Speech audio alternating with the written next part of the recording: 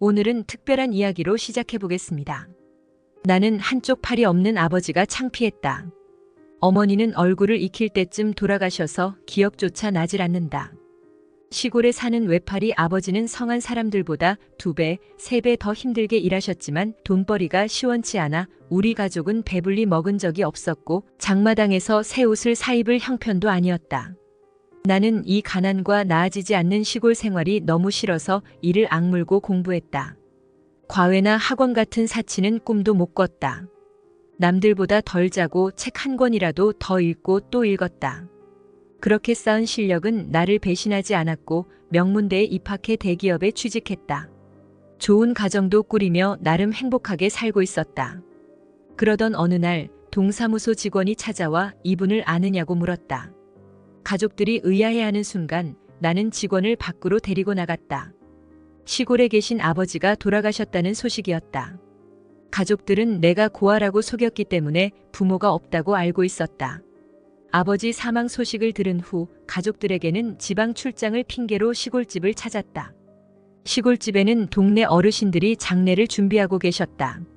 누추한 방 안에 들어서니 코를 찌르는 호라비 냄새가 났다.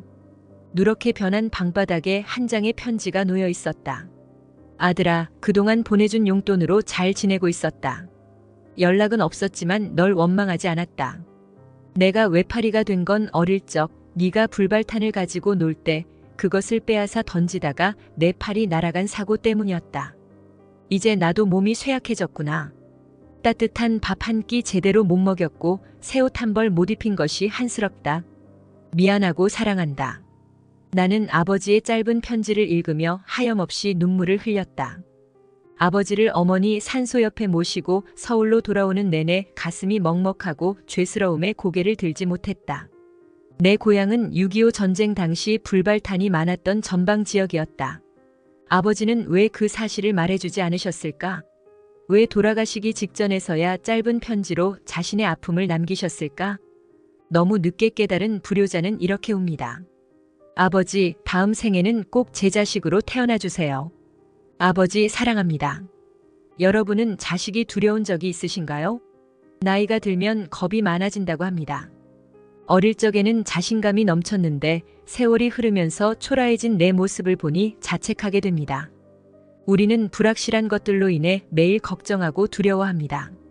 부모들이 가장 두려워하는 것은 무엇일까요? 건강, 직업, 노후 아니면 자녀의 미래일까요? 그 모든 두려움의 중심에는 바로 자녀가 있을지도 모릅니다. 이번 영상에서는 부모가 자녀를 향해 느끼는 5가지 두려움에 대해 이야기하려고 합니다. 여러분도 떠올려 보세요. 어떤 두려움을 갖고 계신가요? 그 전에 또 하나의 사연을 들려드리겠습니다. 시아버지를 모시고 사는 며느리입니다. 남편은 어릴 적 사고를 치며 자랐고 한 번은 트럭에 치일 뻔한 남편을 아버님이 구하시다가 오른쪽 어깨를 다치셨습니다. 아버님은 68세가 넘어서도 가족들을 위해 노가다를 하셨고 손이 겨울마다 갈라질 정도로 고생하셨습니다. 결혼 후 남편과 아버님을 모시자는 이야기가 나왔지만 형편이 좋지 않아서 주저했습니다. 하지만 결국 아버님을 모시게 되었고 아버님은 매일 반찬을 드실 때마다 미안해하셨습니다. 그리고 어느 날부터 아침에 나가셔서 저녁에 돌아오시기 시작했습니다. 어느 날 옆집 아주머니가 아버님이 유모차에 박스를 싣고 가는 걸 봤다고 하셨습니다. 그 말을 듣고 눈물이 터졌습니다. 저는 그동안 왜 아버님이 밖에 나가셨는지, 왜 과일과 과자를 사다 주셨는지 몰랐습니다. 마음이 너무 아팠습니다. 남편과 함께 아버님을 찾아갔고 유모차를 숨기려는 아버님의 모습을 보고 눈물이 쏟아졌습니다. 저는 처음으로 아버님의 손을 만졌습니다. 갈라지고 굳은 살이 박힌 손을 보며 아버님께 더 열심히 살겠다고 울면서 말씀드렸습니다. 그날 이후로 아버님을 친아버지처럼 모시겠다고 다짐했습니다. 아버님, 눈치 보지 마세요. 사랑합니다. 이 이야기는 실화입니다. 이처럼 부모는 자식에게 기대는 것이 미안하고 두렵습니다. 자녀를 향한 부모의 두려움에는 5가지가 있다고 합니다. 이 두려움을 해결해야 자녀도 부모도 행복할 수 있습니다. 여러분은 어떤 두려움을 가지고 계신가요? 첫째, 자녀에게 존경과 사랑을 받지 못할까 하는 두려움입니다. 부모는 자녀에게서 사랑받고 싶은 욕구가 있습니다. 시아버지 사연에서도 아버님은 자식에게 존경과 사랑을 받지 못할까 두려워하셨을 것입니다. 하지만 진정한 존경과 사랑은 권위가 아니라 자식을 사랑하는 마음에서 비롯됩니다.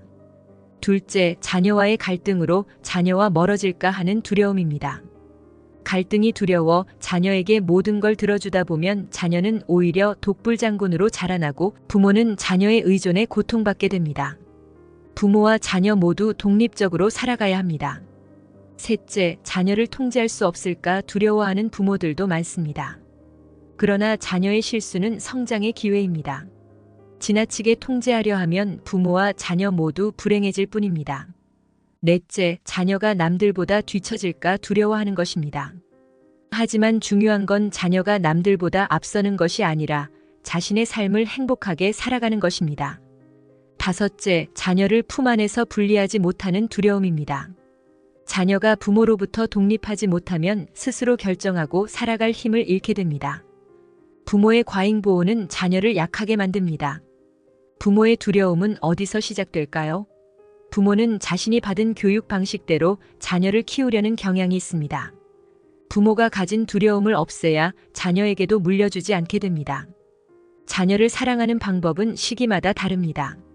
어린 시절에는 따뜻하게 돌봐주고 성인이 되면 지원도 간섭도 하지 않는 것이 사랑입니다. 이 5가지 두려움 중 어느 것에 해당되시나요? 부모로서 아쉬움이 남을 수 있지만 지금부터라도 알면 다행입니다. 지혜는 부정적인 시선을 긍정적으로 바꾸는 힘입니다.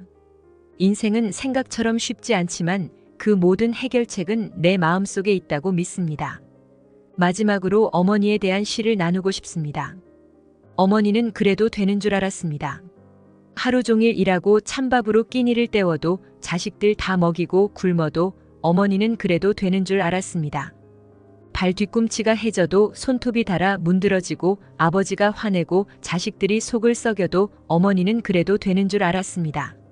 그러나 한밤중에 소리 죽여 우시는 어머니를 본 후 어머니는 그러면 안 되는 분이셨습니다. 내 인생의 명작은 어머니입니다. 그 어떤 명작도 어머니의 사랑과 가르침만큼 훌륭하지 않았습니다. 어머니 덕분에 저는 세상에서 가장 행복한 사람입니다. 삶의 지혜, 지혜로운 삶. 우리가 인생을 살아가면서 지혜로운 사람이 되고 싶어하는 이유는 무엇일까요?